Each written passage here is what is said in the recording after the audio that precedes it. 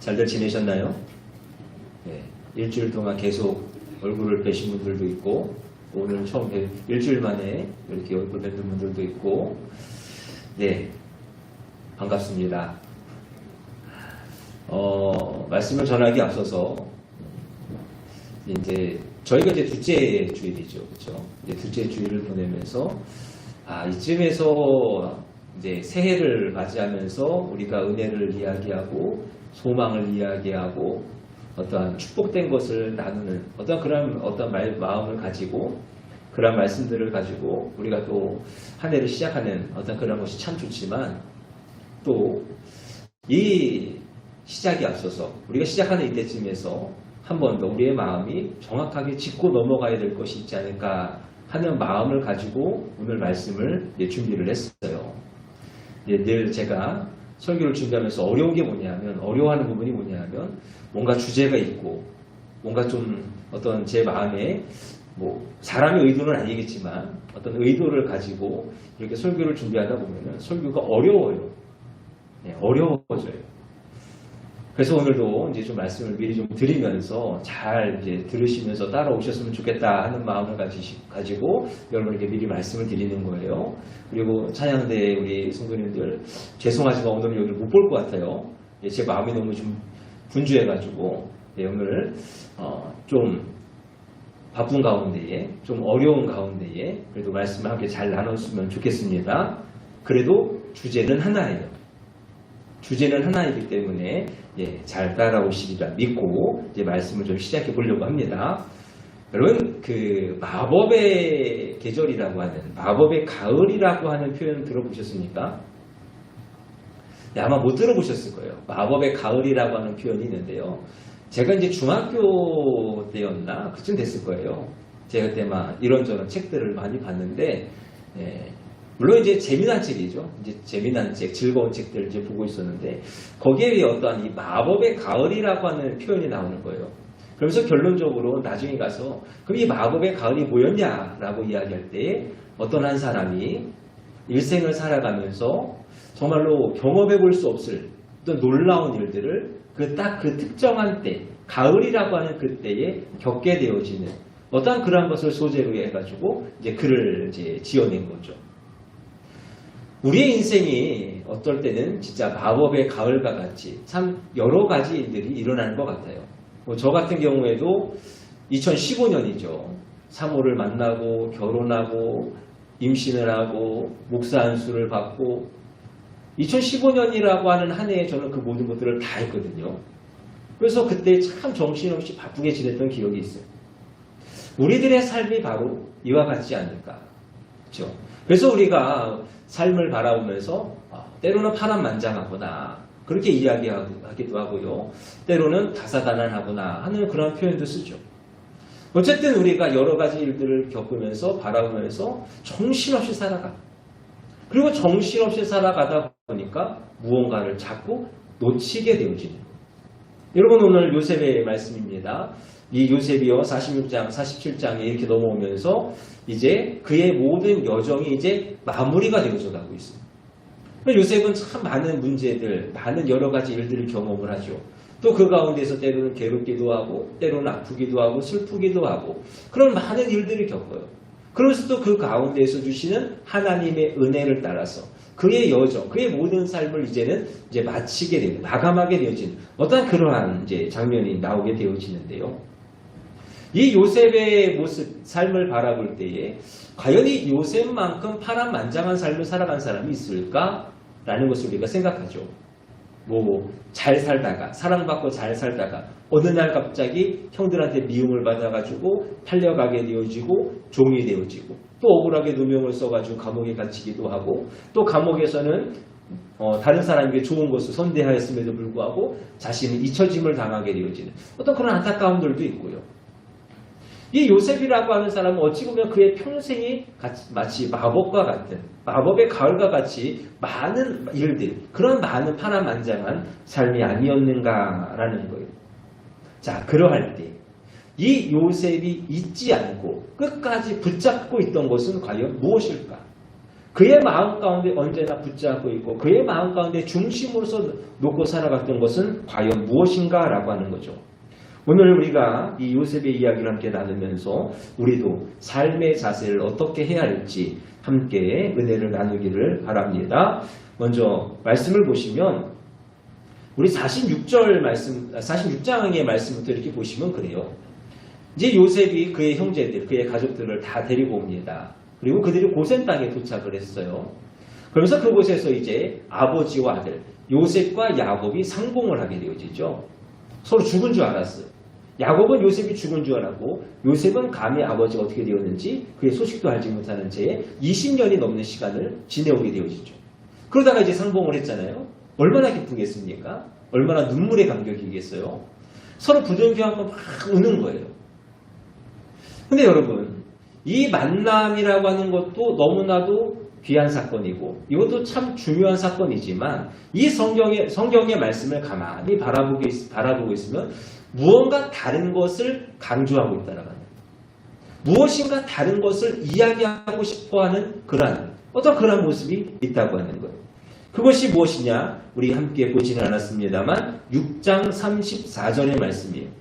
당신들은 이르기를 주의 종들은 어렸을 때부터 지금까지 목축하는 자들이온데 우리와 우리 선조가 다 그러하니이다 하소서. 애굽 사람은 다 목축을 가증히 여기나니 당신들이 고센 땅에 살게 되리이다. 지금 하는 이야기가 그거죠. 아버지와 아들의 만남보다는 그것도 감격이고 그것도 중요하겠지만 오히려 요셉이 자기의 가족들을 향하여서 우리가 목축업자라는 것을 밝히고 그것으로 인하여서 이제는 고센 땅에 살게 하소서라고 하는 그러한 말씀이 나오고 있다고 하는 거예요. 자, 그렇다고 한다면 여러분 이 이야기가 우리 가운데 주는 의미는 과연 무엇일까 하는 거죠. 여러분 이 바로라고 하는 사람은요.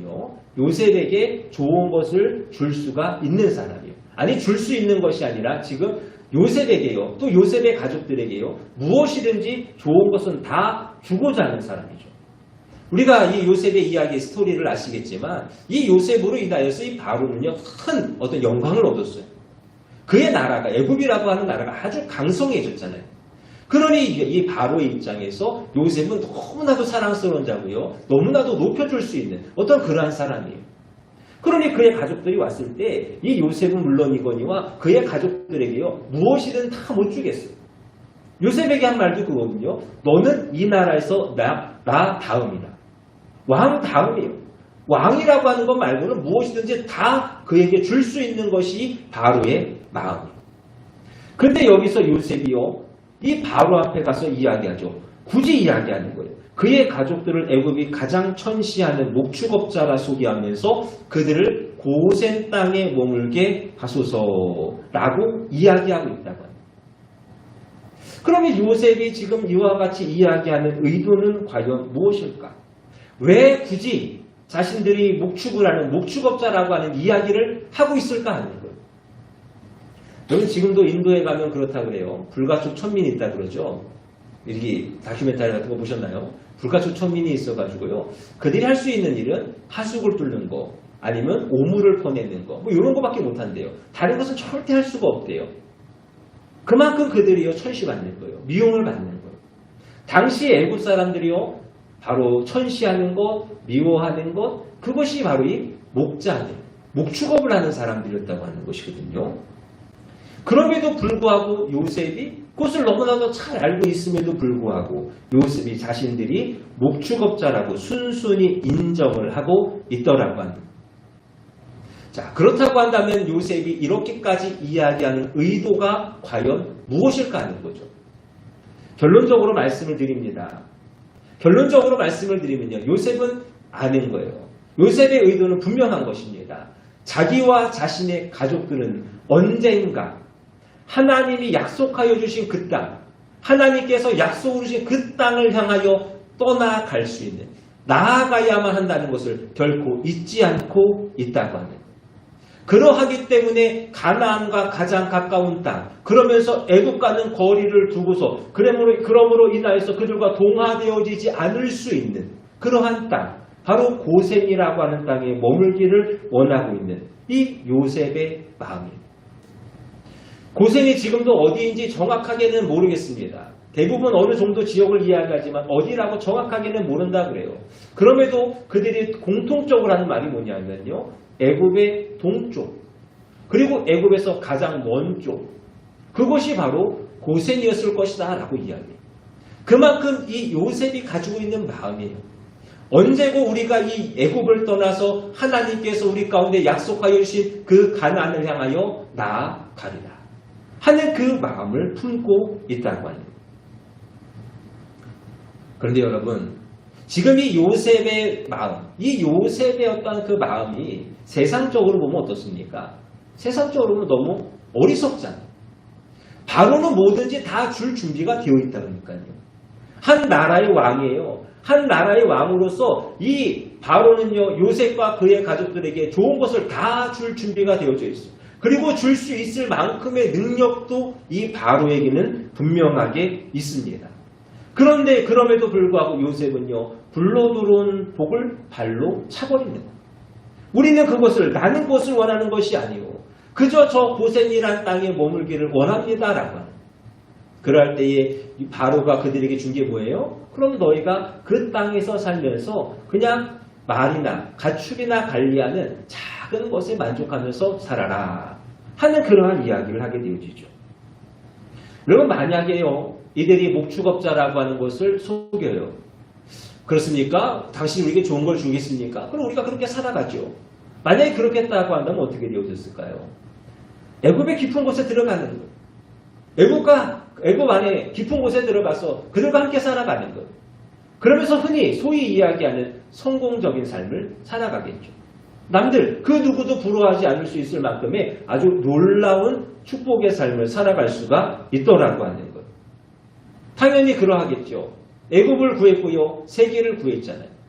또 그 애굽이라고 하는 나라를 아주 강한 나라, 강성한 나라로 만들어 갔으니 이 요셉이나 그의 가족들을 향해서 얼마나 선대하겠냐. 그리고 이것은 기회라고 하는 것이거든요. 여러분, 기회는요, 한 번 오는 거예요. 두 번이 아닙니다. 지금 이들에게요, 너희가 선택하라 하는 그 기회가 또 오겠습니까? 요셉도 마찬가지예요. 지금 요셉이요, 하나님의 특별하신 은혜 가운데에 지금까지 왔어요. 바로의 옆에 섰어요. 물론 이후로도 바로의 옆에는 서 있겠죠. 그런데 지금과 같이 내가 너희가 원하는 그 모든 것을 다 들어주리라 할 만큼의 어떤 그런 영향력이 계속되겠습니까? 아니에요. 한 번이란 말이에요. 이번 한 번이에요. 요셉도 알아요. 지금이 아니면 자기들이 원하는 곳에, 자기들이 원하는 그 좋은 곳에, 자기들이 원하는 그 직업을 갖고 그곳에서 좋은 것, 많은 것을 누리며 살아갈 수가 없다라는 것을 너무나도 잘 알아요.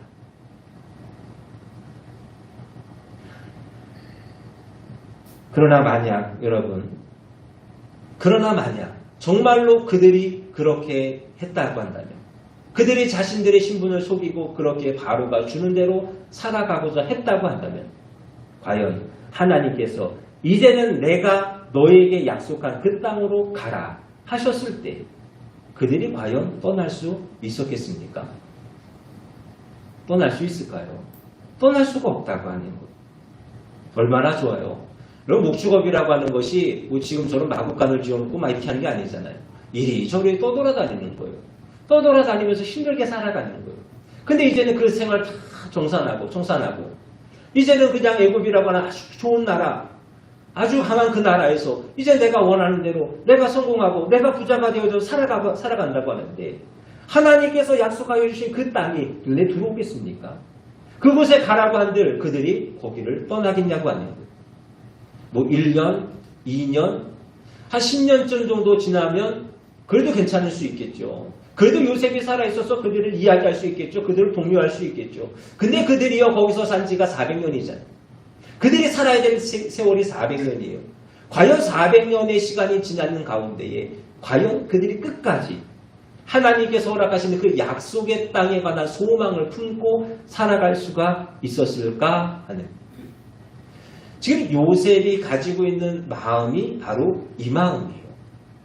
요셉이 이들을 바라보면서 당신들이 지금 바로 앞에 갈 건데 거기서 당신들의 신분을 속이지 말고 목축업자라고 이야기하고 그리고 고센 땅에 머물러라 하고 있는 이 말에 이 마음이요 바로 이것에 대한 우려에서부터 시작이 되어지는 겁니다. 애굽에서의 삶이 거기서 누릴 수 있는 많은 그러한 것들이 자신과 자신의 가족과 또 그의 후손들로 인하여서 하나님의 약속의 땅이라고 하는 그 소망을 빼앗아갈까. 그러하기에 요셉은 지금 이와 같이 행동하고 있는 것입니다. 그리고 그들을 고센 땅에 정착시켜서 언제든지 가나안으로 떠날 준비를 시키고 있다고 하는 것. 사랑하는 여러분, 우리에게도 하나님이 주신 약속의 땅이 있습니다. 믿으십니까? 저와 여러분에게도 주신 하나님의 약속의 땅이 있어요. 어디죠? 천국이에요. 하나님 우리에게 천국을 약속하여 주셨잖아요. 우리는 언제든지 그 천국을 향하여 갈 수 있어야 돼요. 여러분 마음 가운데, 여러분의 생각 가운데 이 천국에 관한 하나님의 약속에 관한 그것이 정말로 확신하다고 한다. 그것이 정말로 확신하고 그것이 내 마음에 지금도 너무나도 중요하고 너무나도 귀한 것으로 정말 여길 수 있다고 한다면 여러분 우리는 이 요셉과 같은 마음을 가져야 한다고 합니다. 요셉과 같은 삶의 자세를 가져야 돼요. 바로 나그네와 같은 자로서 우리가 이 땅을 살아가면서 우리가 돌아갈 곳으로 우리가 언제고 돌아갈 수 있는 그곳으로 향하여 나아갈 수 있는 그러한 마음을 가질 수 있어야 할 줄로 믿습니다. 여러분 이 땅은요 우리가 살아가고 있는 이 땅은요 마치 애국과 같은 땅이잖아요. 얼마나 좋습니까? 얼마나 누릴 게 많아요. 참 매력적이지 않습니까? 뭐 다른 나라들 바라보면 좀 그럴 수도 있겠지만 우리나라만 봐도 그렇잖아요. 우리 하시는 말씀 가운데 그런 이야기 있잖아요. 우리나라는 돈만 있으면 된다. 그렇죠? 돈만 있으면 우리나라는 정말 살기 좋은 나라래요. 그만큼 갖춰놓은 것도 많고요. 가질 수 있는 것도 많고요. 누릴 수 있는 것도 너무나도 많다고 하는 거죠. 우리가 살아가고 있는 이 땅이 바로 그런 애국과 같다고 한다는 거예요. 근데 여러분 정말로 우리가 그러면 이 땅에서 살아갈 때에 우리가 그 애국에서와 같이 그것을 누리려고 한다고 하면 과연 우리가 고센 땅에 머무를 수 있겠습니까? 내가 이 땅에 살면서 내가 많은 것을 누리고 내 것을 내가 다 가져야겠다. 여러분 그 마음을 가지고 계시다면 하나님께서 주시는 그 가나안을 바라볼 어떠한 그러한 여유가 되시겠냐? 여러분 돈 많이 벌면 좋잖아요. 돈 없어서 뭐 돈이 싫다고 하는 사람 없어요. 많은 거 가지면 좋잖아요. 높은 자리, 높은 권력 가지고 있으면 좋잖아요. 뭐 금수저 이야기 한참 했습니다만은 뭐 금수저 되는 것도 좋아요. 아니면 차라리 내가 잘 돼서 나로 인하여서 금수저들이 생겨나는 것도 좋아요. 이것도 좋고 다 좋아요. 그러나 그것으로 하여금 약속의 땅을 잊어버리게 만든다면 여러분들은 과연 어떻게 하시겠냐? 우리의 삶 가운데에 애굽이 있지는 않으십니까? 조심스럽게 여쭤보는 거예요. 혹시라도 우리의 마음에 우리의 어떠한 심령에 지금 애굽이라는 것이 있지 않습니까? 나를 유택하게 하고 나를 이롭게 하고 나를 높여줄 수 있는 어떤 그러한 애굽이 있지는 않습니까? 단 한 번의 기회, 두 번 다시 없을 그러한 기회, 내가 그것을 취할 수 있을지 없을지 선택할 수 있는 그러한 기회. 그런데 만약에 그것에 대한 대가가 신앙이라고 한다면 그 하나님의 나라, 그 약속이라고 한다면 여러분 어떻게 하시겠어요? 그렇기 때문에 여러분 때로는요 우리는 너무나도 분명한 혜택과 유익이 주어지는 기회임에도 불구하고 스스로를 제한할 수 있는 그러한 마음이 있어야 합니다. 그리고 그 마음 가운데에 가나안에 대한 소망을 채워놓을 수 있어야 합니다. 그리고 요셉도 알잖아요. 요셉도 알지만 스스로 그것을 감추는 거예요. 그것을 스스로 막는 거예요. 그리고 그곳에 하나님의 나라, 하나님의 약속의 땅으로서 채워넣고 있는 거예요. 제가 예전에 결혼하기 전에 다른 교회에서 사역을 하는 동안에 청년 부서를 좀 맡은 적이 있었어요. 젊어요. 우리 교회 청년들은 그들에 비하면 이제 아저씨 아줌마들이고 이제 막 이제 20살, 21살 젊은 청년들이에요. 젊은 청년들이 이제 대학교를 졸업하고, 고등학교를 졸업하고 대학에 가기도 하고, 또 어떤 친구들은 이제 사회에 나아가기도 하고, 그러면서 이제 시작을 합니다. 그러면 그때예요. 그들에게 돈이 얼마나 많이 필요한 줄 아세요? 만나야죠, 놀아야죠, 데이트해야죠, 뭐 좋은 것도 사고 싶죠, 뭐 하고 싶은 거 많죠. 근데 이 돈이라는 것은 언제나 풍족하지 않잖아요. 그래서 그 친구들이 할 수 있는 것이 뭐냐면 바로 아르바이트거든요. 아르바이트. 여러분 아르바이트를 해보셨는지 모르겠는데 아르바이트라고 하는 것이 그렇게 내 입맛대로 찾기가 어려워요. 뭐 직업이라고 한다면 당연히 해야죠. 언제나 해야죠. 근데 아르바이트는 그게 아니거든요. 시간 나눠서 하기도 하고 뭐 이런저런 그런 것들이 있으니까요. 근데 그 시간을 맞추기가 너무 어려운 거예요. 왜? 수요일날 수요 예배 가야죠. 금요일날 천야 예배 가야죠. 토요일날 청년 예배 드려야죠. 주일날 주일 예배 드려야 되죠. 예배를 하나씩 따져보다 보니까 아르바이트를 찾기가 너무나도 힘드네요. 그래서 얘들이 어떻게 하나 가만히 지켜봤어. 그랬더니요.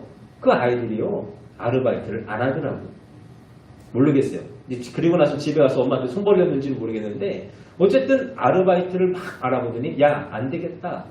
우리 예배가 걸린다. 예배를 못하는구나. 그럼 우리 하지 말자. 그렇게 결론을 내더라고요. 그래서 제가요. 너무 칭찬해줬어요.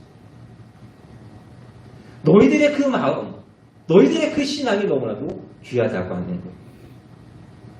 사랑하는 여러분, 우리가 가져야 할 것, 우리가 지켜야 할 것이 있습니다.